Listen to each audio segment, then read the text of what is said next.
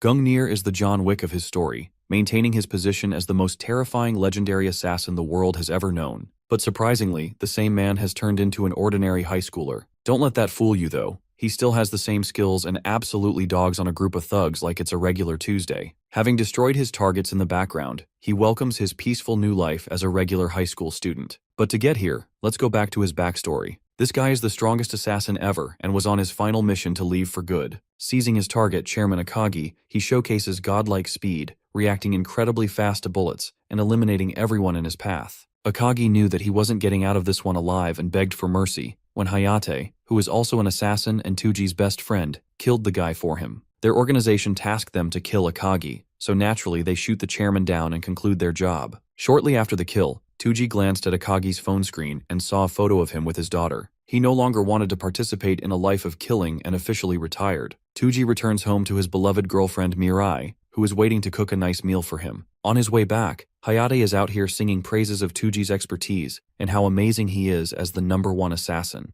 Though everyone fears his name and reputation, Hayate thinks that it helps in their line of work. He already feels sad that his best friend is retiring for good, but our boy's done grinding his job and wants to cruise a normal life. All of it started happening ever since he met Mirai, his girlfriend. He wants to live a peaceful life with her and their dog John, allowing him a rare warmth that he couldn't normally experience before. Hayate thinks that it's going to be hard for an assassin, especially when all he knows is how to kill. Surprisingly, the ruthless assassin is also a lover boy who wants to propose to his girlfriend soon. Returning home, Tuji looks dapper and welcomes his new life of normalcy. He's nervous like a geek, preparing himself to meet his lover. The smell of blood puts him on edge and terror looms over him. He wants to start a new life with Mirai, but right as he dashes in, his hopes are reduced to ashes. Mirai is resting in a pool of blood alongside his dog. Defeated, he goes up to her, questioning what could have caused this to happen. Sensing Hayate just behind, he calls out his best friend, who praises Tuji for always knowing who's following him. Unfortunately, the organization doesn't want someone like him to live a retired life, especially when he refuses to help them achieve their goals.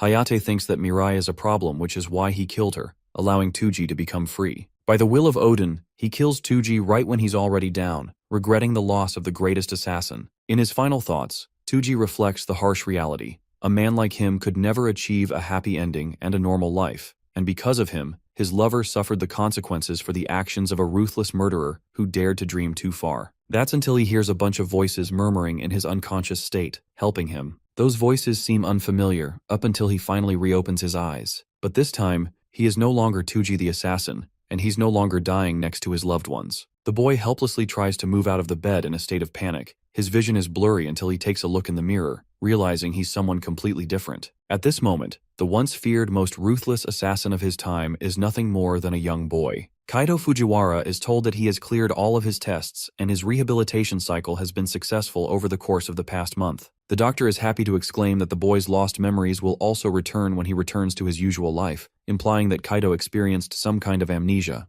Though that's just one side of the story. Because for Korean John Wick over here, the last thing he remembers is the heartbreaking sight of his beloved girlfriend resting in cold blood, alongside his treasured dog. The man known as Tuji, the deadliest assassin who wanted to exit from the dark life he had led, was betrayed by his one and only friend Hayate. The next thing he knows, he's inside the body of a young boy, except his identity is completely different from the cold-blooded assassin he once was. There's far too much to untangle for him, but for now, the guy has pieced together a bunch of things during his stay at the hospital. Apparently, Kaido Fujiwara, the original owner of his body, was tragically run over and became a victim of Truck-kun on his way to school. The boy suffered a life-threatening brain injury that required immediate surgery, and after falling into a month-long coma, he finally woke up. Except this time, it's not Kaido, but rather Tuji, who is genuinely curious about the process of surgery and how it was carried out. Unfortunately, he doesn't have any clue on what happened shortly after he was killed. The last thing he remembers was a voice claiming that Tuji's brain was perfectly unharmed. Putting two and two together, Bro realizes that he got his ass lobotomized Kenjaku style. Confusion surrounds him regarding the exact details of the aftermath of his death, but a gush of emotions overpower him. The same ruthless assassin sheds one tear after another, grieving the loss of his beloved girlfriend and his happy future-to-be. In the next scene, Kaido is discharged and goes to his parents. Kyoko, the boy's mother, breaks down in tears like any mother would after seeing her child return home safe. His father, Taro Fujiwara, is interestingly a manga artist, who equally celebrates his son's speedy recovery. The boy's mother is worried about Kato's amnesia, while her husband tries to assure her that everything's going to be okay as soon as he returns to his normal life. Excited, they turn to their son for his input, but unlike their excitement,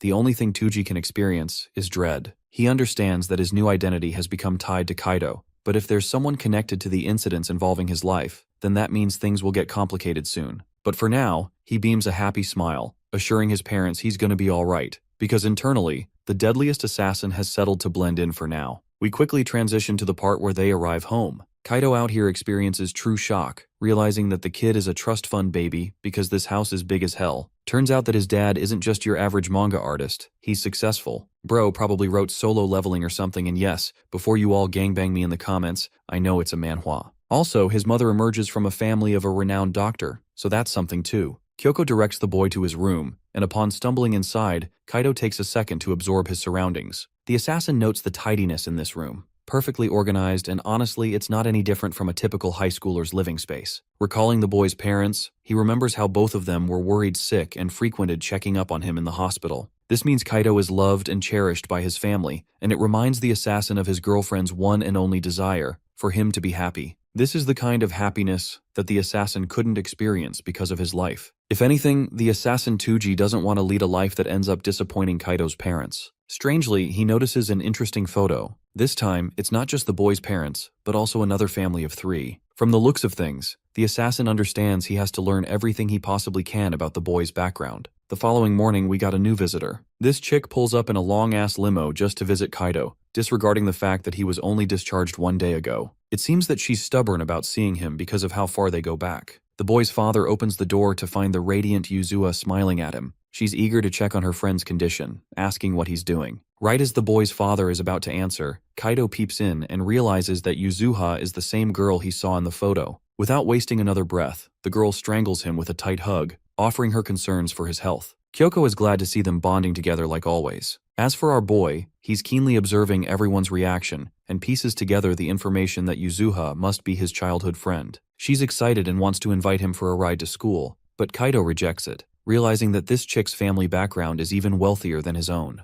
Taro tries to butt in, but Yuzuha shoves this man right into the car, promising to take care of his state. She turns back to announce a celebratory party for Kaito's successful recovery. Both his parents are left astonished and resume work, while our duo sets off for school. At school, a bunch of thugs that look like they live on the streets are about to execute their plan. Tetsu, their leader, intends to mess with Yuzuha, even though his friends are scared that they'll get in trouble for hurting the daughter of Steve Jobs. Giving them a strong glare, Tetsu reminds his clowns that they're acting like pussies for no reason. He thinks that they've already gone too deep by taking money from a specific someone, which means they really have no choice but to execute this job. That's just the kind of people they're dealing with. As they're discussing their malicious plans, Yuzuha's expensive escort arrives, except this time, they're surprised to see a boy next to her. His goons explains that he's just a normie who happens to be her childhood friend and got into an accident recently. Hearing this, Tetsu is intrigued and creeps up with a smile. In the next scene, both Yuzuha and Kaito part their ways for their own classes. The assassin takes a second to assess her personality, believing that she's a kind friend who looks out for him like an older sister. Entering his new classroom, Kaito experiences a hint of normal life, having never attended a proper school before. The clueless boy asks for his seat, and a classmate is happy to see him. But the same guy's face turns from a smile to the look of fear when he sees the towering Tetsu standing just behind him. The intimidating jerk picks on him, declaring that there's no place for Kaito in this class and that he's going to be coming with them. Shortly after, the same group takes him outside, while the clueless Kaito is out here questioning if he's got a desk here or something. Recalling the way these guys snickered earlier, Kaito senses that they must be messing with him, especially now that they're eyeing him down. Pissed off, Kaito demands to know where his seat is, while Tetsu and his underlings find the situation entertaining. Walking up to the boy, the delinquent offers the innocent boy a dilemma. If he can beg on his knees, then they'll be happy to let him be with just a few punches. Apparently this guy's got to stick up his ass because Yuzuha likes Kaito instead of him. Tetsu even threatens the boy that if he ever dares to step a foot in her direction, he's gonna kill both of them. It's funny that he's saying this to basically John Wick out here. Kaito takes a second to understand the situation, disappointed to learn that these punks truly are his enemies. He's sad, not for himself, but for his new batch of victims who are about to get bodied. The assassin didn't want to hurt anyone in the boy's body, intending to lead a clean life. For a final warning, he calmly tells Tetsu that if he takes back his words, they can settle this peacefully. Of course, this remark gets the blonde, showerless punk raging like he's having diarrhea after Taco Bell. Pulsing with ferocity, this man charges ahead with his fist, aiming to kill the boy with a single attack. But my glorious king assesses the trajectory of the attack, considering this guy a pure amateur for attacking with a lousy punch, exposing a million weak spots.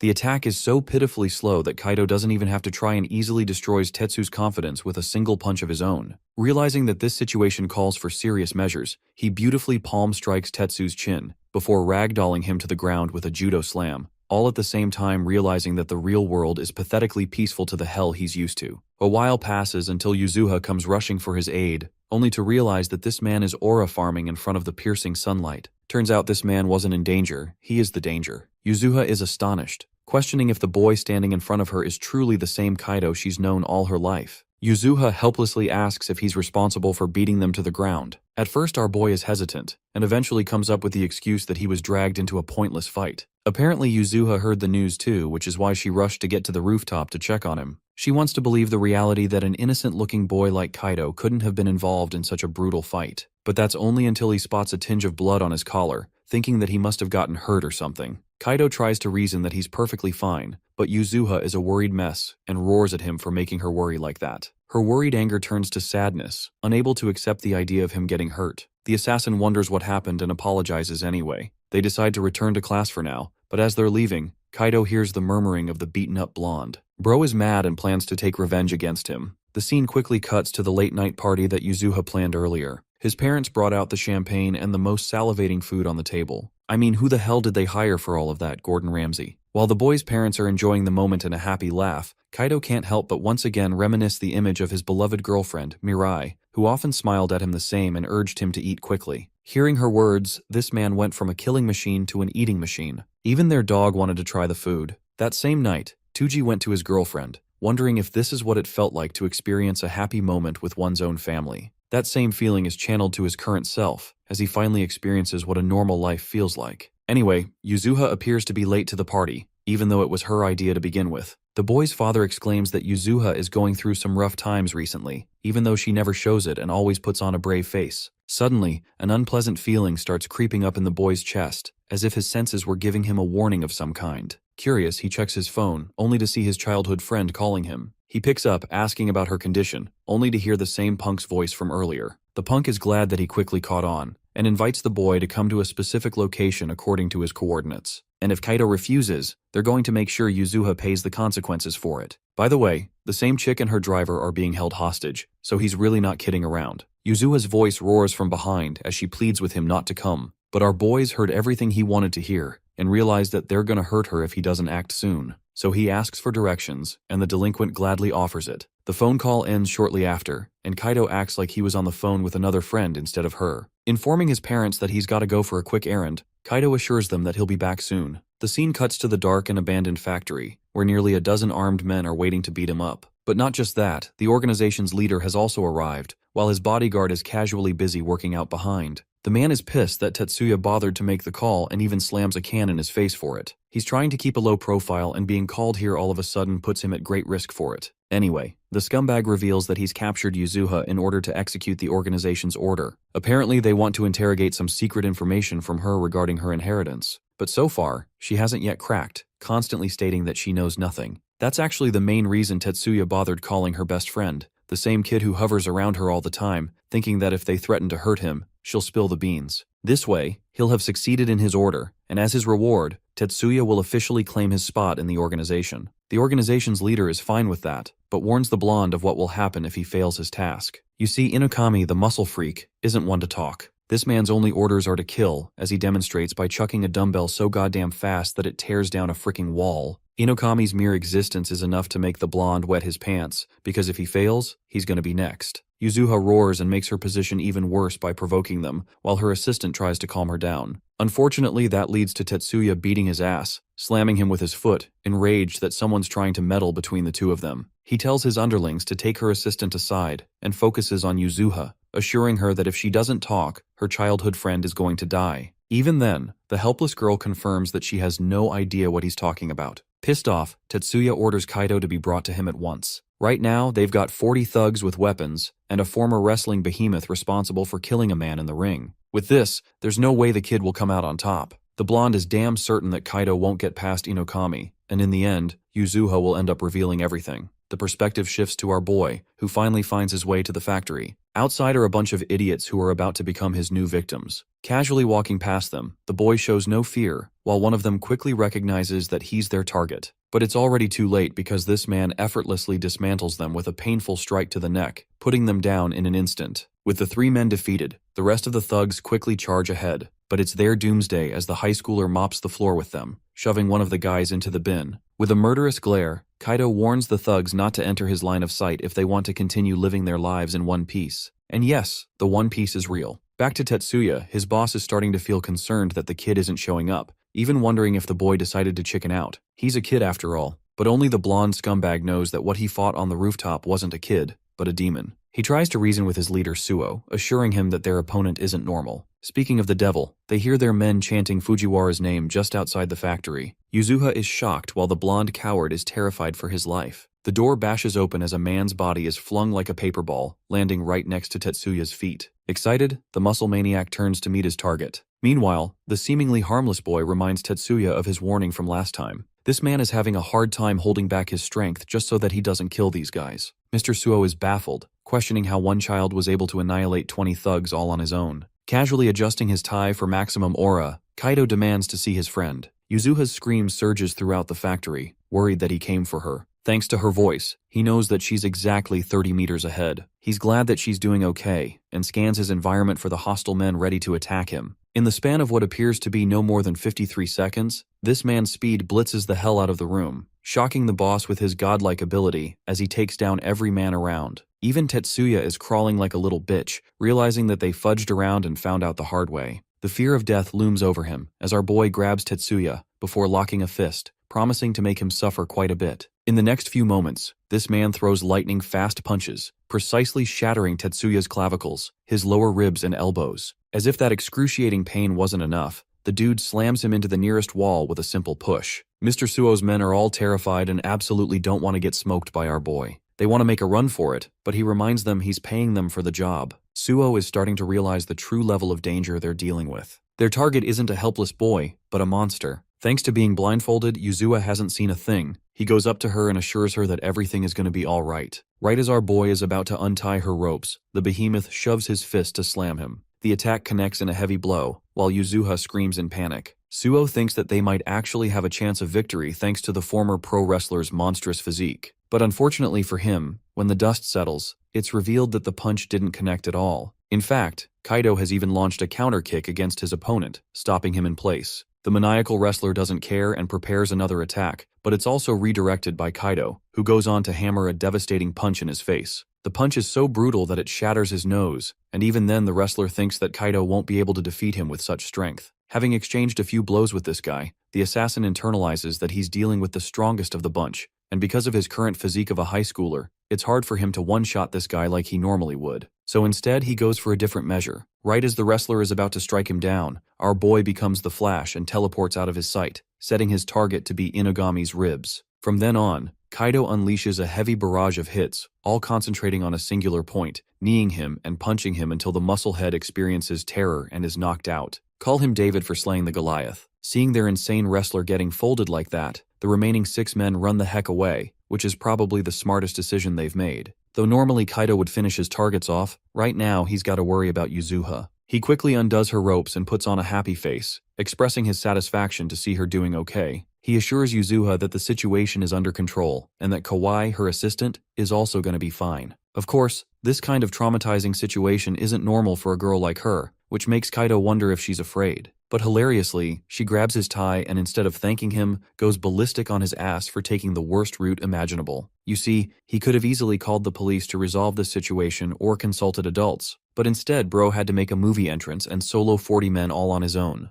Still, Yuzuha offers her gratitude that he went so far as to protect her, but it pains her every time he puts himself in danger like that. Her current state is once again reminiscent of Mirai, who always told Tuji to return home, always worrying that she'll lose him someday. Kaido levels with her and promises his friend that from now on, he's never going to make her worry again. Their mellow moment is interrupted by the groans of Kawai, the poor guy who got beat up for no reason. Kaido hears the sound of police sirens and realizes the cops are here, emphasizing that it's time for them to return home. Over to a different side, Suo barely managed to escape, unable to comprehend how not even the musclehead was able to stop the monstrous child. Apparently, this guy also has his own boss, who seems to be some kind of kingpin of underground crime. This terrifying boss reveals that he sent a Lancelot to deal with the kid. Now that the boy has messed with the Great Will Organization's plans, he's going to pay for it. But before that happens, let's return to our boy's side of things. He's back at home resting on his bed, knowing that he made his parents worry by going on his own like that. While they're sleeping soundly, Kaido remembers how worried his parents were upon his return. Thankfully, the police didn't hold him down for any questioning because of his lack of involvement. As for the thugs, their mission and ultimate goal is still ambiguous in his eyes. Then there's the fact that the man in charge, Suo, also disappeared after the scene. From the looks of things, he thinks that there's something even worse looming in the shadows. As he jogs outside, he internalizes how he doesn't want anyone around him to get hurt anymore. Suddenly, a bunch of projectiles are shot at him, causing him to jump right into the air. The man who shot them is actually baffled that the boy managed to avoid them. By the way, Kaido already knew someone was following him home, which is exactly why he came out here in the first place, giving the spy an easy target. Turning to the guy, Kaido questions his motives. The creepy bastard is impressed that the boy managed to notice him even in his bedroom. It's the first time he's been figured out like that, and with this, it's confirmed that this kid isn't just any normal brat. Giving credit where credit is due, Kaido praises the spy for covering his tracks and being on a completely different level from the thugs he faced at the factory. From those two facts alone, it can be said that this guy doesn't belong to the workings of a normal society, which begs the question of why he was spying on him in the first place. Kaido's stalker is rather impressed, and thinks that the young kid also shares some connections to his line of work. But our boy keeps it simple and maintains his identity of an ordinary high schooler. Refusing to entertain any more small talk, the man prepares his blades for their ultimate showdown. The scene is familiar to our protagonist, who recalls his previous life. The assassin before him officially declares the end of Fujiwara Kaido. This same man is called Sanjo of the Great Will Organization, ranked number 67. Getting into fighting stance, Kaido reflects that he too was once a member of the same organization. Let's visit the headquarters of the Great Will Organization. The council member Akatsuki is frustrated that even after kidnapping Yuzuha, they were unable to obtain any leads. Akatsuki thinks that they should have deployed a lance for the mission from the very start to get things over with. Let's zoom out and focus on the significance of this organization. This group is capable of overthrowing the world into chaos thanks to having 1,000 assassins under its wings. Among them, the top 100 assassins are considered the elites and given the title of Lance. Each Lance is so reliable that they have a near enough 100% success rate for each job. Among other things, Minami and Akatsuki are the same. Minami reveals that they're searching for a specific treasure that will shift the balance of the world. That treasure is called Fenrir's Seed, and Yuzuha is supposedly the current owner of that sacred treasure, though they don't have any evidence to conclude such a thing. Yashima reveals that he's already sent Sanju for the job. The revelation shocks them, because before using a lance, one requires the permission of Odin. But that's the thing. Yashima has already acquired such permission. First off, they know that Yuzuha's bodyguard is trash, so there's no way it could have been him, concluding that there is more to the situation than they understand. He deems their enemies a threat, and therefore wants to eliminate them at the hands of the lances. That brings us to the scene of the fight, where Kaido realizes that he's dealing with someone from the same organization. The stance Sanju is using is perfected and difficult to read, signifying his elite status as a lance. This also confirms our boy's worst suspicions, that everything surrounding Yuzuha's troubles is actually being controlled by the organization in the background. It's not a case of a simple inheritance loot, but something greater. Sanju quickly observes the boy's stance and remarks that he isn't a high schooler at all. The kid is fearless and feels natural when a weapon is pointed at him. Sensing danger, Kaido deems him a threat for Yuzuha and lunges forth to strike him down. The first few punches are casually evaded by the expert assassin, who reflects that the kid is incredibly fast and accurately aiming for his weak points. From this angle, it really seems like Kaido is an assassin of his own class. However, Sanju isn't a joke. This man nearly stabs him in the face, causing our boy to maintain his distance. From their brief encounter, Kaido has learned a bit about his opponent's specialized fighting style. Sanju is a fighter who prioritizes his range to his advantage. The assassin is impressed by the kid's skills and decides to go on the offensive by lunging right into the air. The tables have turned, and though he goes for a butterfly slash at first, the assassin quickly rewires himself into a different stance in an effort to overwhelm our boy. Sanju is genuinely pleased to find his opponent dodging like an expert. Meanwhile, our boy is starting to realize that he's far behind when it comes to strength and speed. There's only one way to defeat an opponent like this guy, and that is to scan his environment. While the elite lance is going heavy on the offensive, he thinks that he's finally achieved an opening to strike. But much to his shock, when nails the final blow, Kaido casually slips out of his jacket before stabbing his neck with a precise swing. Surprisingly, the lance managed to evade it just in time and retaliated with a swing of his own. The slash ends up cutting Kaido, Blood drips down, and the realization sets in that he's dealing with a powerful lance. He's realizing his own limitations for having a weaker and untrained physique, while the lance is rather impressed by the boy's attempt to trap him. He talks about how Kaido's perfected movements showcase that he's easily a professional in combat, except the only thing he lacks is pure killing intent. The only order he received was to assassinate a high school student, but now it makes sense to him why a lance was given such a job. Sanju reveals that he's a threat to the organization's intentions with Yuzuha, which is why he must be assassinated at once. Thanks to his own confession, Kaido is now certain that the organization is connected to everything. Deciding to switch his mode of fighting, the assassin decides to activate his combat mode, striking a cool-ass pose. He won't be holding anything back, promising to show the true fragment of his killing intent. Sanju lunges forth with his batshit crazy dragon dance form, which is essentially hundreds of blade strikes hurling at our boy. The lance has become mindless in his pursuit and literally skins down a tree with ease. Meanwhile, Kaido finds himself a safe spot to hide, realizing that he's dealing with someone way beyond the level of a normal assassin. The crazy fucker tornado slices his cover, unleashing a geyser of water. Having suffered another cut on his body, Kaido realizes that he's dealing with an S-class user on top of a lance. His endless slashes are so incredibly difficult to deal with that not even our boy can get out unscathed. Sanju goes ballistic and accuses the high schooler for being a killer too, wondering if it's fine if Yuzuha is killed as collateral. And well, that's where this man fucked up, because that line alone triggers Kaido's traumatic flashback sequence, except this time, the face of his girlfriend is replaced with the one of his friend. Pissed off, he lunges forth to tackle the assassin head-on, smashing the blade right out of his hand, grabbing it, and then speed blitzing a sharp cut right across his shoulder. It all happens so fast that not even an expert lance is able to perceive what went wrong. All he can think about is what kind of monstrous kid he's dealing with. Our boy refuses to experience the guilt and suffering that he did last time, which is why he promises to protect Yuzuha with his life. The lance thinks it's pointless to resist his fate as he's going to die by the will of God. Bro is a shoulder down and still wants to fight. His endless slashes are useless from now on, because Kaido is expertly matching each attack like a seasoned professional. Accusing the high schooler for being a coward, Sanju leaves himself wide open during one of his attacks. Reminding him of his place, Kaido goes right behind him, painfully slashing his thigh and belittling the pro-assassin for being so loud. Reduced to such a state, Sanju can't help but question how this guy got so fast all of a sudden.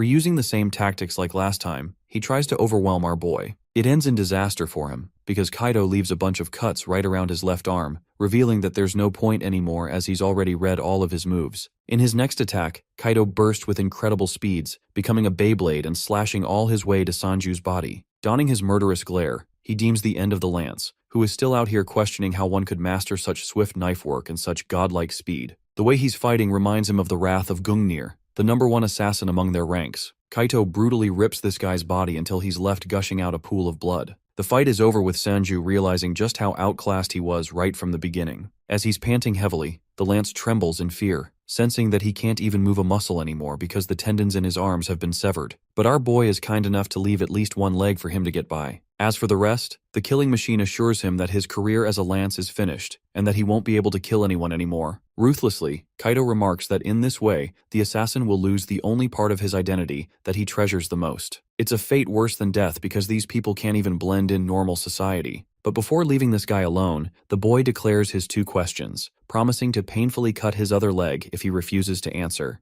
For his first question, he wants to know the name of the man who issued the order, and why specifically they're targeting the girl. Giggling like a fool, Sanju reveals that he's not going to talk even if he tortures him and kills him, as he has sworn loyalty to his one and only God, and that he'll never betray his will. The mention of God confirms everything for Kaito, but unfortunately sirens start buzzing all around. Sanju's recklessness has attracted the cops. In that brief window, the guy manages to use his only leg to escape. He recommends the kid to get out too before he's caught. Before leaving, Sanju wonders if the boy really wants to be an ordinary high school student. That question floods him down memory lane, because Kaito remembers how everyone around him thought he can't experience a normal life, simply because he's lived his life as a cold-blooded assassin. Even now, as he's covered in blood, the thought clings to him. Is he really normal? Can he even be considered a high school student? That question is yet to be answered, but we shift to the headquarters where Yashima learns about Sanju's update. Izumo reports that the lance has been effectively dismantled to the point he can't even continue working anymore. Akatsuki is out here amazed by Kaito's abilities to take down an expert assassin, beaming with excitement. Izumo confirms that whoever it was a monster, because Sanju described the guy's movements to be similar to Gungnir,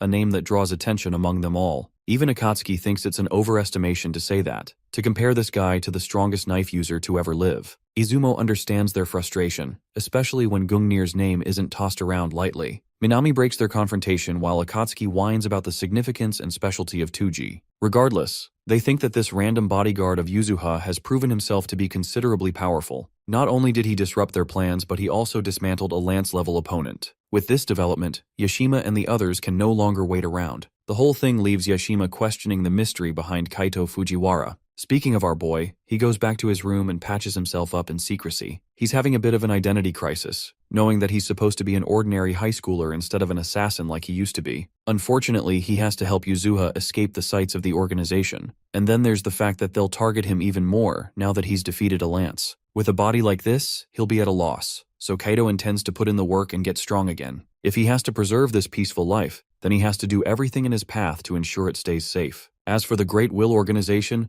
Akatsuki volunteers and expresses great interest in taking the mystery man on as his target. They're surprised, but Izumo thinks it's a great idea for a threat of this level. After all, if this guy really does compare to the likes of Tuji, an ordinary lance won't cut it. A curious Akatsuki is all the more happy to use his position to take care of the threat. By the way, this dude is no joke. He's ranked 9th overall and is one of the greatest assassins around. After a day passes since Yuzuha's kidnapping, Kaito's parents and the girl give him a big welcome home party to celebrate his discharge from the hospital. To show his love, his father presents the omuris he worked really hard to make, though that is a little hard to believe because the dish looks pretty cursed. After that, Yuzuha says she made something extra special for him as well, as she places a plate of mouth-watering beef stew in front of him. With a proud grin, she tells him to dig into her masterpiece while it is hot, and the moment it hits his taste buds, our boy instantly gets a flashback of the past to when he was leaving the house, and Mirai asked if he would be out late once again. However, that time he told her he would be home in time for dinner, because he only needed to meet someone and pick up a thing or two,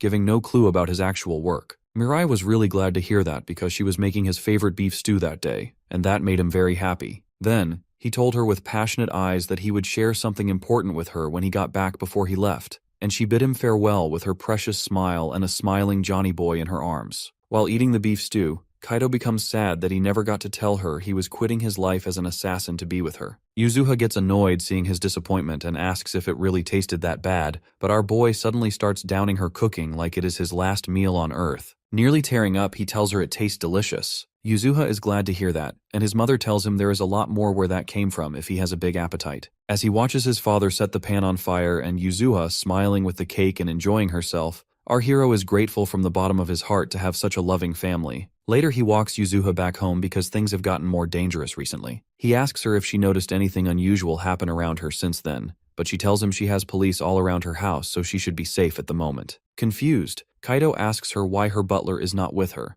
and she says she personally requested him to stay away because he is so annoying it is impossible to have fun with him anywhere around. Anyway, she lets him know she had a lot of fun at his house, admitting it has been a very long time since she got to laugh so much again. Her expression quickly turns serious as she confesses she has been feeling pretty down ever since she lost her father. Hearing that, our boy is completely speechless, and Yuzuha realizes she did not tell him about that yet because she did not want to make his amnesia worse with such stressful news. She says it happened around 2 months ago at the same time as the car accident that sent him into a coma. Kaito realizes that is why she was so emotional about losing him as well back then. But she stayed strong and never let her sad feelings show by covering them up with her cheerful personality instead. Our boy apologizes to her for making her worry, but Yuzuha tells him it is no big deal and points out he has not changed a bit, surprising him. Then, she thinks that he did mature a little, but even when he was a small kid, he had the habit of being reckless and fighting kids much bigger than him whenever they bullied Yuzuha, even though he always knew he could not win. Just like that, he came for her when she got kidnapped, but she couldn't see his amazing moves because she was blindfolded.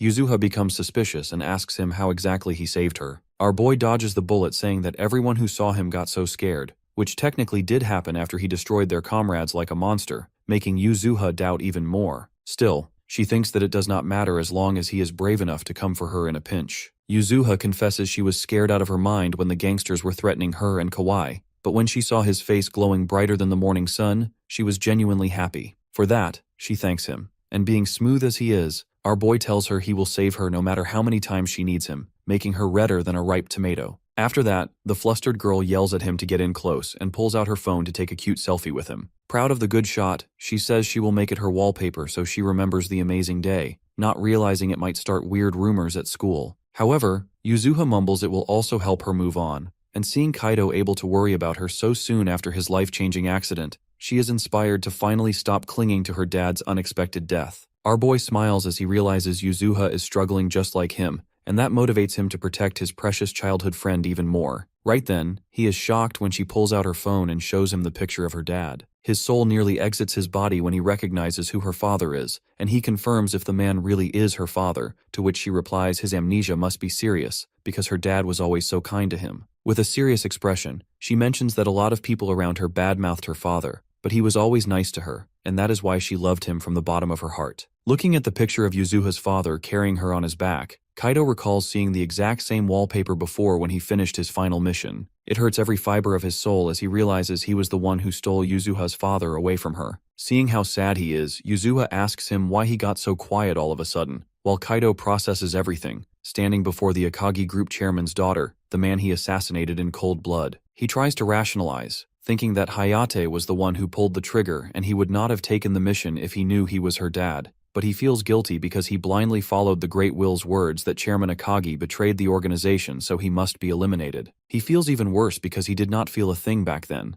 and now he has put Yuzuha in danger as well, so he considers telling her that he was once an agent of the organization who ordered her father's death. He grits his teeth in deep frustration, still unable to make a final decision. The next day at school, he quietly sits at his desk while all the girls in class chat loudly about the new transfer student coming, hoping it is a hot guy. In the end, our boy decides not to tell Yuzuha, because the organization will not stop coming after him just because he put a single lance out of commission, so his only real choice is to keep protecting her at all costs. Just then, the teacher announces that a new transfer student has arrived, and when the boy asks for permission to enter, our hero instantly recognizes his voice, staring in disbelief. Taking one look at the pink-haired, cheerful boy, he wonders what one of the divine spears could possibly be doing at his school. Remembering the last psycho who came after him, his suspicion is confirmed that the Great Will sent this one as a direct response to his interference with Yuzuha's kidnapping. Suddenly the boy turns to our hero and pierces his very soul with a cold, unblinking stare, openly declaring who his intended target is.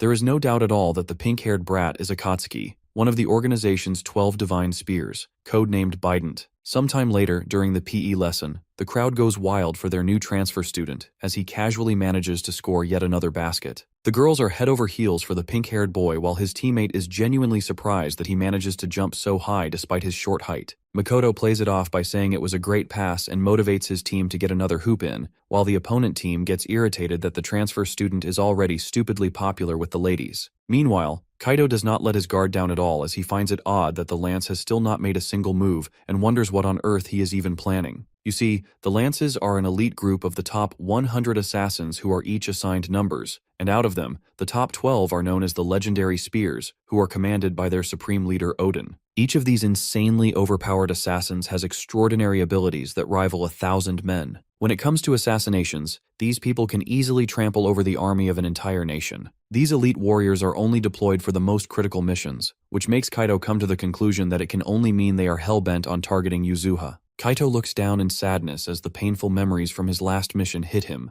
and he figures that the assassins must be after the secret treasure that the chairman has supposedly stolen from them. It keeps bothering him that if Akatsuki decides to act at this school, can he really protect the lives of everyone here, including his childhood friend, with his current body of a high schooler? Sometime later, everyone returns to their classroom, but the students still do not stop fangirling over Makoto and keep begging him to join them for karaoke. He is an instant hit with the ladies, who start crushing on him even harder once he reveals that he practiced a bit of basketball back in the United States. Meanwhile, our hero watches the situation from a distance and realizes Akatsuki is not making his move today, and he makes a mental note to stay on full guard tomorrow. Just then, he hears Yuzuha call out to him and ask if he can go somewhere with her after school. Our boy instantly rejects her offer without even hearing her out, insisting she should just go straight home for the day. However, out of nowhere, a hand rests on his shoulder, and Makoto appears from behind to greet the girl cheerfully by her name, which instantly sets off all sorts of red flags for Kaido that he is seriously after Yuzuha. Makoto introduces himself, but Yuzuha points out he is already quite famous as the hot new guy all over the school,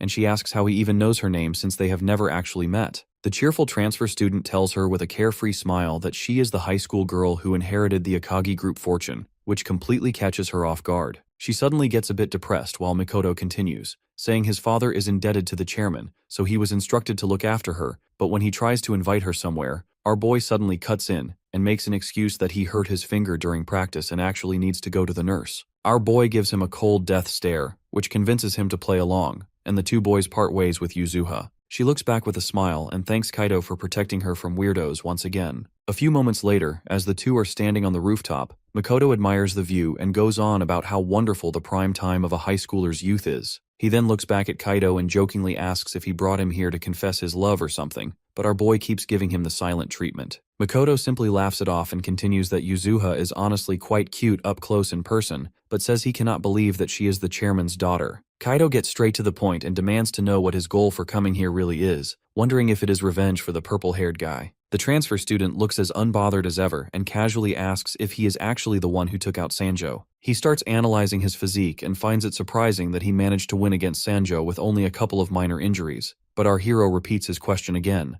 becoming visibly more annoyed by the second. The assassin finally drops his innocent act and admits that he wants to get his hands on the secret treasure that Yuzuha inherited from her father, which fully confirms our boy's suspicions. Akatsuki continues that they do not even know what it actually is and just want information for now. He offers our hero a chance to join their organization since he is stronger than some of their assassins. The boy adds that they only target bad guys, make good money, and Yuzuha might even give the location of the secret treasure to him since he is close to her. Akatsuki gives him a nasty smile and warns Kaido that it is a very good offer since both he and the girl might actually manage to survive after encountering the organization this way. He then walks to the edge of the roof and holds out his hand, warning Kaido that if he resists, innocent kids are going to get hurt. Our hero refuses to let that slide, and immediately dashes forward toward the assassin as he launches a barrage of quick attacks. Makoto manages to dodge each one with ease and compliments Kaido that he can rival a pro with his swift moves. Just then, our hero manages to grab onto his arm as he reveals that he knew the assassin would try to use bombs. The tiny cube is his unique assassin item, with which he combines explosives and martial arts that are well known in the organization as Biden's default method to annihilate his targets. The mention of his codename catches the assassin completely by surprise as he jumps back and yells that Kaido has way too much knowledge for an ordinary person. Makoto then holds out 6 more bombs in his hands as he smiles like a lunatic and states that he is about to raise the levels. With determination in his eyes, he jumps around the roof and tries to catch the bombs. He manages to grab the first 3 and quickly rushes toward the rest. Our boy then parkours over the wall and uses his feet to catch the other 3. Makoto watches the entire scene unfold and states that there is absolutely nothing normal about Kaido,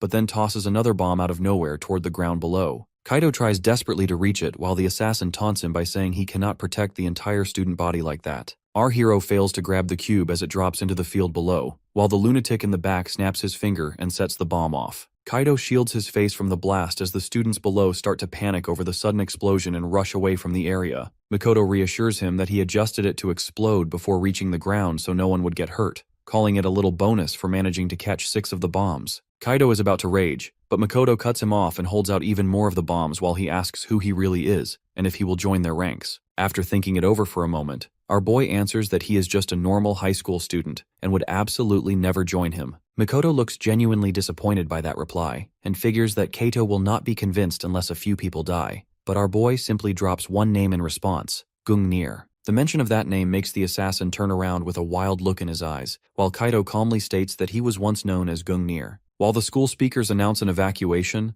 Makoto glares down at our boy and gets angry at him for even saying Gungnir's name. But just then he reveals he was only buying time, and before Makoto can process it, school officials arrive on the rooftop to check for any students left behind. The pink-haired punk gives him 3 days to decide whether to join them or not, and warns that he will regret it if he refuses. After that, students get free from the school early because of the explosion, and there is an ongoing chit-chat that no one got hurt from the huge explosion, and Yuzuha asks Kaido why he is not going home. Kaido explains he has something important to do first, and wants her to stay home since the explosion could be another attack aimed at her. Just then, Kawai shouts with passion that safety measures have been increased and that he has started learning martial arts to protect Yuzuha, yet his over-the-top enthusiasm only leaves her annoyed. Yuzuha asks Kaito to text her if anything happens and he agrees, but once she drives away, he turns back to stare at Makoto as if to let him know he is not fooling anyone. Meanwhile, as Makoto observes our boy, he is positive that Tuji wouldn't let anyone disgrace Gungnir's name. Later on the local train, our boy hopes he has managed to divert Akatsuki's attention away from Yuzuha and toward himself,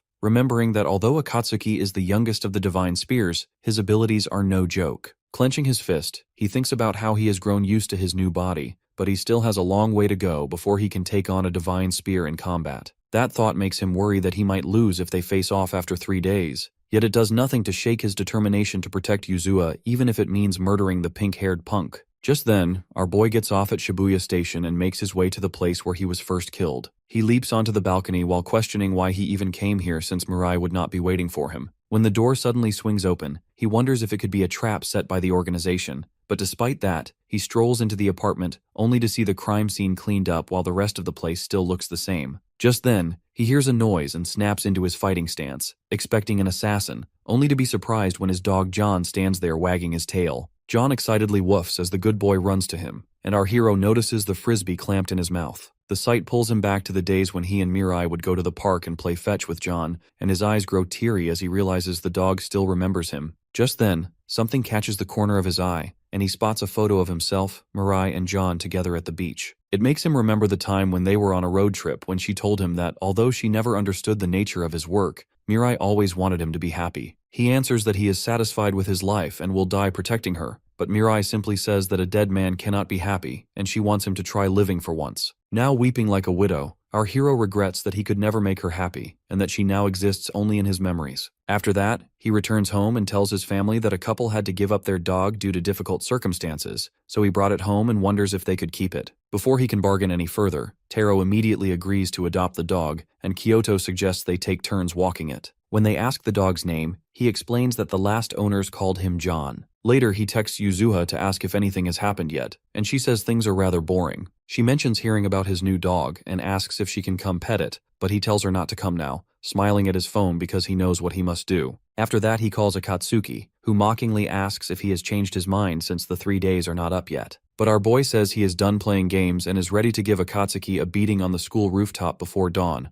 vowing to end this once and for all because he is Gungnir. After hearing the name Gungnir, Akatsuki becomes so enraged that he smashes the phone in his hand. In his mind, someone like Kaido could never compare to Lord Tuji, who was the very definition of a perfect assassin. Yet despite that, Kaito still dares to claim the name Gungnir right in front of him. 3 years earlier in the Middle East, the two of them were on a dangerous mission together. At one point, Akatsuki made a critical mistake which left him completely surrounded by enemies. His left arm was blown apart, and it was clear he was about to die. Right as he steeled himself for the end, Tuji suddenly appeared and cut down every enemy in the blink of an eye. Akatsuki had thanked him, saying he was only able to make it this far because of his blast, and urged him to return alive, promising to take care of the mission from there. The next morning, the two of them meet on the rooftop. Akatsuki casually asks Kaito what he is thinking, coming here to fight while wearing a school uniform. Kaito replies that he plans to defeat him first, and then attend his classes afterward. Laughing, Akatsuki tells him they both had the exact same idea, and adds that ever since yesterday, he has been thinking about how Kaito's movements were almost the same as Gungnir. He admits he had once wanted to be like him, but now that Kaito has made him feel Gungnir's presence firsthand, he will never forgive him for it, at least not until he blows him into little pieces of roasted flesh. With a smirk, Akatsuki says that he wants to share a little secret before they start fighting. He reveals that he has planted bombs somewhere in the school, and because his left prosthetic arm is directly connected to his brain, he can detonate them instantly with just a movement of his fingers. If Kaito loses to him, then many people will die, and the only way to stop the bloodshed is by severing the connection between his arm and his brain. That leaves only two options to either cut off his arm or destroy his brain. However, Kaito calmly points out that there is a third option. The bombs can also be disarmed if Akatsuki is knocked unconscious. Hearing this, Akatsuki is genuinely surprised, and Kaito explains that he already told him he knows Akatsuki. As Kaito gets ready to fight, he says that he did not come here to kill him, and he only came to stop him. With a confident smile, Kaito asks if Akatsuki truly believes he can pull that off. Then, without warning, he dashes forward and unleashes an attack. Akatsuki manages to dodge it, but our boy notes that his only advantage lies in knowing Akatsuki's tactics and personality, because the physical performance of this body is nowhere near the same level as his own. Akatsuki tosses several bombs into the air, and when they detonate, the blasts aim to destroy his target's eyes and ears. He follows up by swinging a left hook. However, since Kaito already knows all about this tactic, he swiftly dodges and moves in to land a punch to Akatsuki's chest. In midair, Akatsuki shifts his body and evades the strike. Then, he counters with a solid punch, sending Kaito flying through the air. As Kaito steadies himself, Akatsuki says that flying backward to soften the impact was the right call, because a direct hit from his prosthetic arm would have obliterated Kaito's arm completely.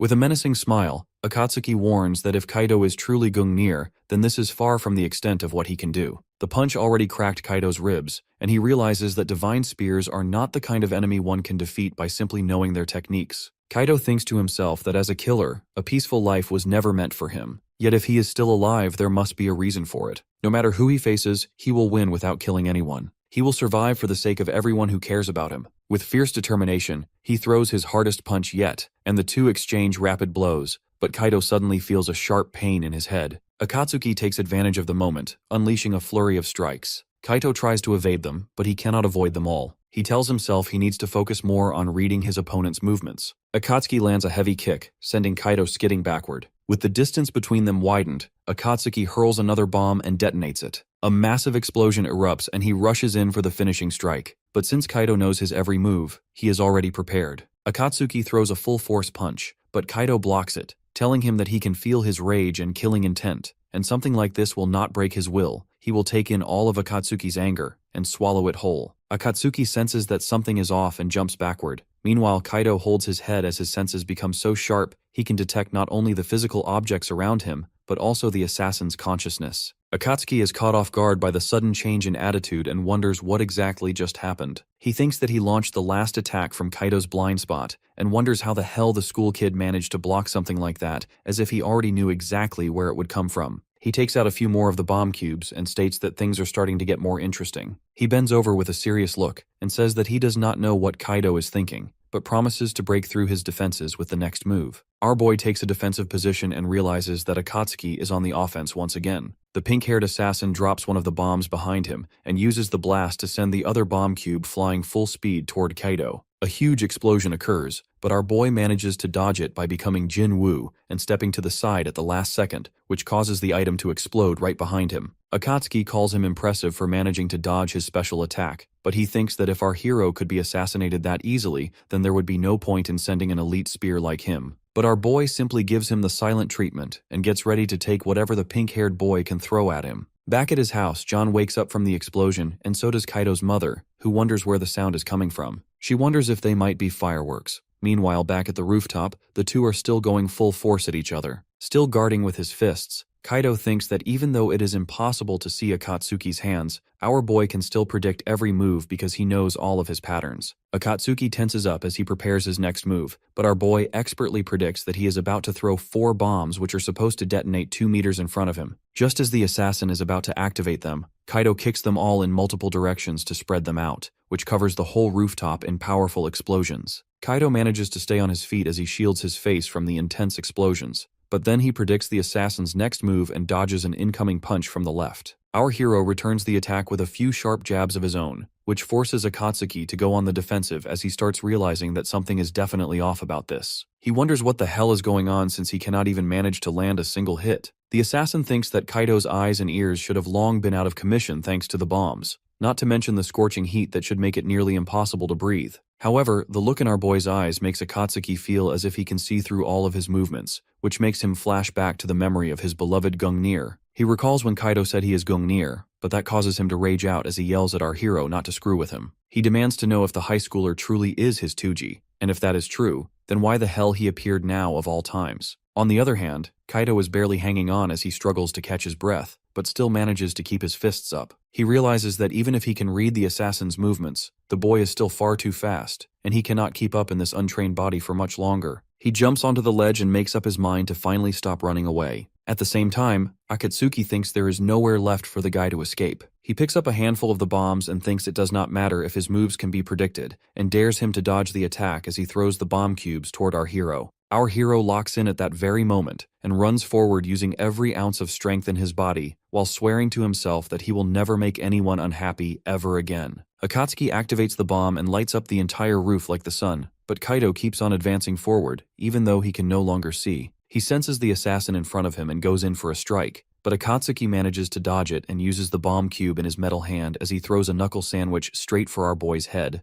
However, Kaido reads him like a book, blocking the punch with his elbow which catches him completely off guard and follows the block with a devastating elbow straight to the face. But he does not stop there. He yells Akatsuki's name and follows with a savage punch to the body, then finishes him off with a kick straight to his gut. The blow shatters his metal arm and sends the assassin flying over the roof's edge, and he falls unconscious as his body approaches the hard, unwelcoming concrete below. The scene then shifts to a flashback where the young assassin tells Gungnir to forget about him and get out of danger, but our hero tells him that he does not want even a single one of his friends to die. Gungnir figures that this sort of mindset does not suit an assassin, but that is exactly why he made the choice. No matter how big the opponent is, he is going to pursue his own sense of justice. Akatsuki finally wakes up and asks Kaido why he saved him, and he replies that his only priority was to disarm the bomb, and he never thought of unaliving him in the first place. The assassin smirks and tells him that he cannot beat the whole organization alone, but Kaido stays firm that he will no matter what, because that is the only sense of justice he can have as a former assassin. The familiar words and look catch Akatsuki by surprise, reminding him of Gungnir, while Kaido states that no matter if it is the Great Will or Odin, he promises to defeat them all. That statement causes Akatsuki to burst into laughter. He repeats Kaido's words and calls him insane to even think of such a thing. To Kaido's surprise, the assassin believes him that he really is Tuji no Cap. The boy smiles and says that only someone insane like Tuji could say something as wild as that, while our hero just looks at him in surprise. The pink-haired boy then gets to the main topic at hand and asks him why he looks like a toothpick when he should be lying 6 feet deep underground. Kaido replies that he was also sure he died back then, but when he woke up, he was suddenly in Kaido's body. He points to his brain and says that for now, it is all that remains of Tuji, which makes Akatsuki sit up in genuine surprise. Our hero continues that the one who gave the order for the hit can only be Odin, which completely drains the color from Akatsuki's face. Kaido then tells him that he definitely needs to get stronger, and asks Akatsuki if he will lend him his help, which makes the assassin flash back to that scene again. Akatsuki laughs once more and tells him to stop kidding already. He picks up his metal arm and says he cannot kill him no matter who orders him now that he knows for sure Kaito is Tuji. Our hero asks if he is going back to the organization, but the assassin straight up denies it and says that going back after such a loss is impossible. He then asks the kid what he plans to do now, and Akatsuki gets serious, saying that he will decide after he has looked into everything for a while, since he still finds it impossible to believe that Odin would target Tuji. He tells our hero to get going too since the police are probably on the way, and jokes that school will likely be closed for quite some time. Our hero watches him walk off and begins to call out to him, but all of a sudden he collapses onto the ground. He wonders what the hell just happened as he feels his mind slipping away. Meanwhile, some unknown assassins walk into the scene and proceed to retrieve Gungnir as planned. A voice starts calling to our hero, telling him to wake up already, and he wonders where the voice is coming from. His eyes finally open as he looks around, wondering where he even is, and he realizes that he is back in his original body. The voice then says again that he has finally woken up and tells him that they are both a part of one another now. Kaido slowly floats toward him, which makes Tuji's eyes go wide in surprise. Kaido calls out to him again and tells him to protect Yuzuha with that power, but Tuji refuses to let go as he shouts for the boy and reaches out to him. Right then, he wakes up soaked in cold sweat and is greeted by a friendly canine face. While lying on the ground, he wonders where he even is now. While downstairs, the parents are watching the news which reports another explosion at the school. Both are extremely worried about the bomb blast, and Kyoto asks if they should take Kaido to the hospital as she reads his messages, which say he came home early and went to sleep because he felt dizzy. The father asks if she is worrying too much and says Kaido is probably just exhausted from everything that has happened, and reassures her that their son will be fine once he gets some rest. Meanwhile, Kaido stares at the ceiling while thinking that his head still feels fuzzy and realizes that he has slept for half a day. He remembers getting dizzy on the rooftop, then waking up in his room with his wounds already treated. He recalls that Akatsuki finally believed he is Tuji, yet he wonders if he showed enough strength in this weak body to truly convince him. That incredible feeling earlier was as if Akatsuki's emotions were flowing into him, and without that, there was a high chance he would have died. He still wonders what happened to his body, but then his phone rings. When he sees that it is Yuzuha, he quickly answers and yells to ask if she is alright, which surprises her. She immediately flips the question on him since he ignored all her messages since morning. He apologizes and says he had been asleep until now, and that he is just glad she is safe. She then tells him about the explosion at school that blew the roof away and that classes are now cancelled for a week, which he pretends to know nothing about. She realizes something is off and asks Kato if he is involved in this again, which makes him break out in a cold sweat. She then starts scolding him and says he is always getting into trouble, and even asks if, instead of getting sick, he actually got hurt in the school explosion. Kaido sits up and thinks this girl is as sharp as ever. He turns the question back on her and asks if she has been in danger too, and then tells her not to worry anymore because he has decided that no matter what happens, he will protect her. Yuzuha turns redder than a tomato and demands to know what has gotten into him, and tells him not to distract her with cool hero talk. She keeps talking while downstairs Kaido's mom answers the doorbell, yet finds no one there and instead sees a package on the ground. Soon after, There is a knock on Kaito's door, and his mother asks if he is awake and says there is a package for him, which she leaves in the hallway. Kaito finds it suspicious, since he did not order anything, and his mom tells him to come for dinner if he is feeling fine, while Yuzuha notices it is late and says goodbye. Kaito picks up the box and weighs it in his hand as he senses no traps, but when he opens it, his eyes widen in shock as he spots his original assassin knife along with a card. He wonders who could have sent this to his house. When he picks up the card, he sees a set of coordinates and tells himself that he must meet the sender no matter what. Our hero wanders through Shinjuku, following the location coordinates written on the note that came with his knife, and notices that although the place is close to the station, the foot traffic drops sharply. This makes him wonder if the sender of the note might be hiding somewhere like this, and he questions whether it could be the person who transplanted his brain, theorizing that it must be Kaito. Eventually, he arrives at an apartment complex and immediately senses that it would make the perfect hideout. He steps into the lobby, but after finding it empty, he moves ahead. He finally stumbles upon an entrance to a lower level and quickly suspects it to be a trap from the person who sent the knife. When he finally reaches the basement parking area, he opens the door and strolls forward, wondering why he was called to this place when suddenly he barely manages to dodge a sneak attack. Spotting an arrow behind him, he sees the person holding the crossbow reveal himself alongside a female accomplice, and she remarks that dodging the arrow could not have been a fluke, since the real Gungnir would even be able to dodge bullets. She then comments that our guy's brain appears to be working great, and our guy, who doesn't recognize them, asks if they are the ones who called him there, but the crossbow wielder says he is not worthy of getting answers and loads another arrow. He shoots it, saying that the hero must prove himself by defeating them. Our boy dodges it in the nick of time and catches sight of a pair of glowing eyes glaring at them from behind. The girl swings her elbow, but he glides out of range just in time, making her strike the pillar instead. Meanwhile, he quickly gauges that the duo has the capability of a mid-level lance, and as she launches another strike, he deflects her punches while noticing that they are using an old organization tactic of creating an opening using a crossbow and ending it with close-quarter combat. Just then, the other guy swings a hook from behind, but our boy pivots and moves in for a double strike, landing an uppercut to the girl's stomach and a roundhouse kick to the man's chin. The impact sends the girl flying while the man staggers back, wondering what kind of force hit him, before he jolts forward to try again. Our guy spots the moves coming from a mile away, just like in the last fight, and predicts that the opponent will open with a 4-strike combo, starting with a left downward slash. So before it even begins, he realizes he doesn't need to dodge, so he blocks the first blow and drives a jab into his chest. As the fight continues, his abilities of spatial awareness, reaction speed, and action prediction accelerate dramatically, and he completely overwhelms the two assassins. The woman quickly realizes that they were not defeated by some child,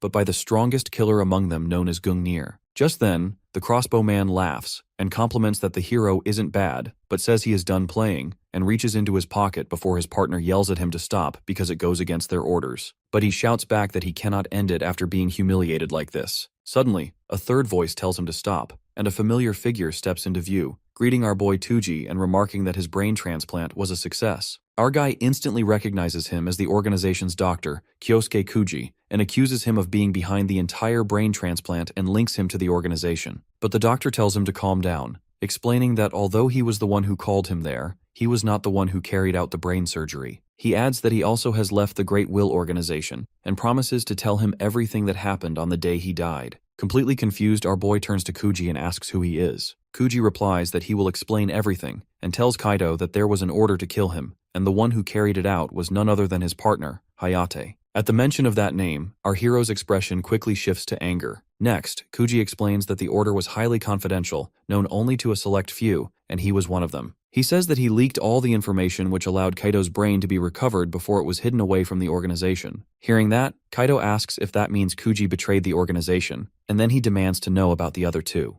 Kuji answers that they are members of Agros, a special unit operating under the direct command of the Japanese government. The sole purpose of this unit is to annihilate the Great Will organization. He adds that they are more commonly known as Argos, and they are the ones who transplanted Tuji's brain into Kaito's body. At that, Tuji grows visibly irritated upon learning his brain was handled by the Japanese government. Raoul comments it was his job as a public servant, while Reika politely says she is pleased to meet him. She then explains that the government views the Great Will organization as its greatest threat. Raoul adds that Tuji's brain was preserved solely because they needed his help. Meanwhile, Kaito struggles to process everything he has just heard. Kuji tells him that they had originally been monitoring the progress of his brain transplant, and they were relieved they did not have to kill him. But given the situation back then, His death had seemed inevitable. Hearing that, our boy asks them if they knew he was going to be assassinated, then they must have also known that Mirai was in danger. He gives a cold-blooded stare, and it is so sharp that Rika gets scared. Raoul quickly says that they have no idea about it, claiming they were not even present at the time.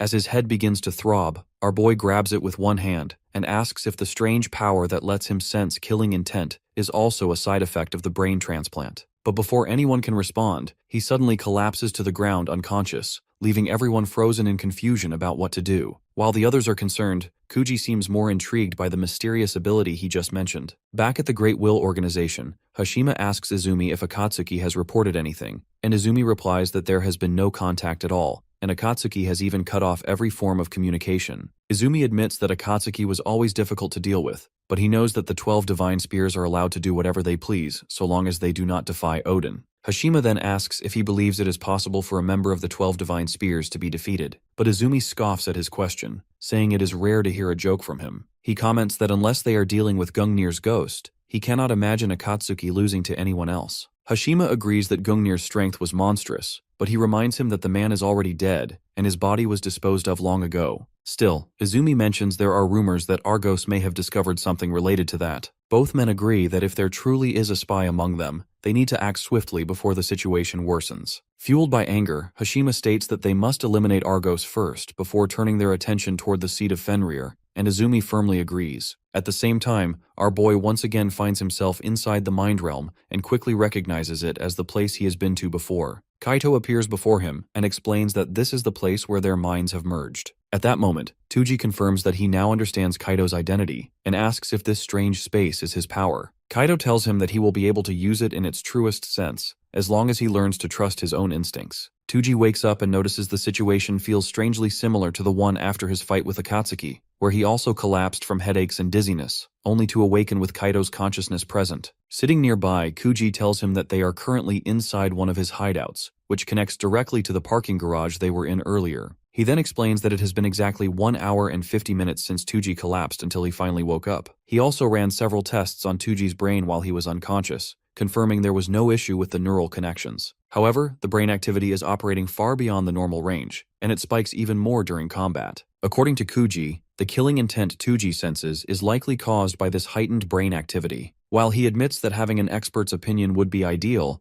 but for now he can say with certainty that the condition is extremely dangerous. Kuji warns him that the overload has already caused him to be in a coma for hours at a time, and if this continues unchecked for too long, the strain will become fatal. Our hero stands up slowly, gripping his knife and pointing it straight at Kuji. He coldly reminds the man that he still has not answered the question from earlier. He demands to know if Kuji allowed Mirai to be taken just so he could recruit him. Keeping his voice calm, Kuji replies that he had no knowledge of it, so there is no reason for him to take his anger out on him. The man then asks if he would have preferred to die alongside her. Before the tension breaks, Raoul suddenly kicks the door open, and his voice cuts in as he tells our boy to put the knife away. With a serious look on his face, he taunts the man, saying that the Great Will organization is a dangerous group aiming to destroy the world, and now one of its crazy former members is sitting there trying to lecture them. Kuji steps in, explaining that Argos believes there are 2 keys to defeating the organization. The first is Gungnir, while the second is a sacred treasure known as the Seed of Fenrir, something they are determined to protect at all costs. Hearing this, our hero's mind immediately flashes back to the time Akatsuki went after Yuzuha for this very reason. He then asks what they expect him to do. Hearing that,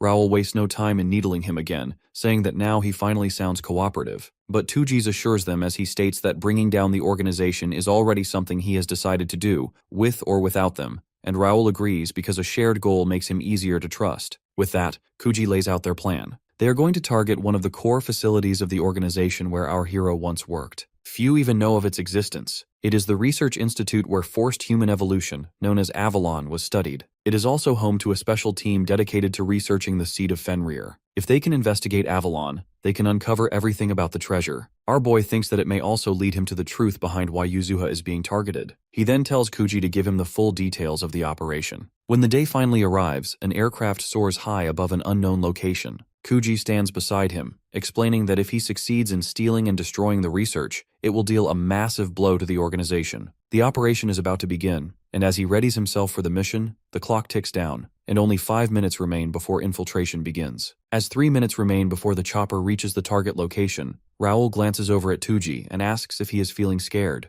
Tuji calmly replies that he feels the same way Raoul does, though in his mind, he quietly thinks that the moment he has been waiting for is finally about to happen. In the operations room right before the attack begins, Kuji lays out the details of the mission. He explains that the research facility is divided into two main sections: the above-ground complex, which has 20 floors, and the underground complex. In the past, this place served as a training ground for assassins, but now it focuses on research aimed at producing mutant assassins through genetic manipulation. Hearing that, Reika comments that it is basically a factory that turns ordinary humans into monsters. Continuing his briefing, Kuji states that their main target is located on the third floor of the underground section, where the most valuable data is stored. This includes crucial information on the seed of Fenrir. Then, Raoul outlines the mission objective is to retrieve the data and, if possible, destroy the facility as a whole. For this, they will split into two teams, with one of them stealing the attention of the security forces, while the other infiltrates the building. Although Avalon is an extremely classified facility, its defenses are not on the level of a proper military base. Still, infiltration will be difficult since they have no precise knowledge of the internal layout. Tuji volunteers to handle the infiltration himself, but Raoul gives him a sly response, saying that was the plan from the start, and hinting that he already knows the reason Tuji has been kept alive up to this point. With a sly grin, Raoul says that our boy's life will be put to use for the sake of world peace, and adds that he will be accompanying him inside, meaning they will have to work together. With only 90 seconds remaining, Raoul and Reika begin giving their final instructions. The man orders everyone to remain at their assigned positions, while Reika tells the team that 10 people will accompany her to the rooftop, and another 10 will head to the main gate. She explains that their task is to create a noisy, attention-grabbing entrance to keep security occupied, giving Tuji and Raoul a chance to slip inside during the chaos. Our hero assures her that they will pull it off without fail,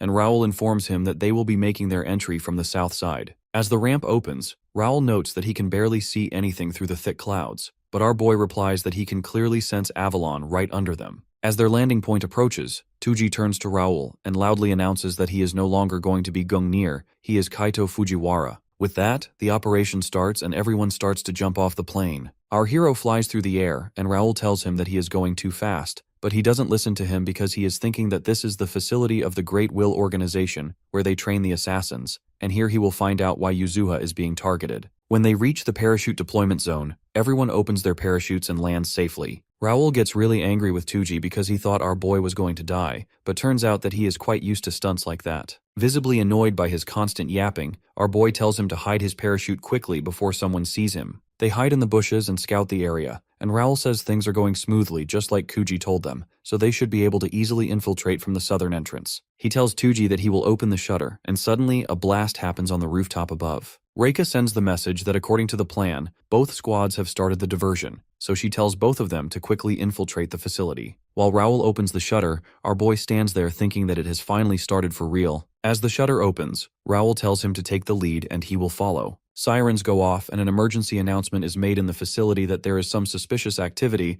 and the security team should immediately move to the rooftop and the main gate. The researchers who are inside the facility panic and think about who would attack the organization's facility. As all the security is busy, Tuji and Raoul quickly move through the hallways together. Raoul thinks that Reika and others are doing really well and wonders if all the security has moved to the rooftop and main gate as it is far too quiet. Suddenly Tuji senses 4 enemies approaching, so he quickly moves to the corner and attacks them first. He knocks out the first one with a punch to the head and others start to fire at him, but he quickly moves and also knocks them out with only one sharp punch. Raoul is surprised to see how fast he killed 4 enemies with just a knife, and he wonders how much he was holding back earlier when he fought them both. Tuji tells him that the stairs are just ahead, and they should move quickly now. Watching all this on a monitor, Izumo says that they are infiltrating the facility with just 2 people, but they are quite strong as they defeated their enhanced assassins really easily. Meanwhile, Omega tells her that the guys look pretty delicious, and asks Izumo if he can do whatever he wants if he eliminates both of them, wanting freedom like everyone else. With a cheeky smile, Izumo agrees and tells him that the task assigned to him by Odin is to protect Avalon at all costs. He tells him that he would like to see his power, and if he does this then he will not only be officially recognized as a lance, but also become part of the 12 divine spears. After hearing that, Omega feels pumped up,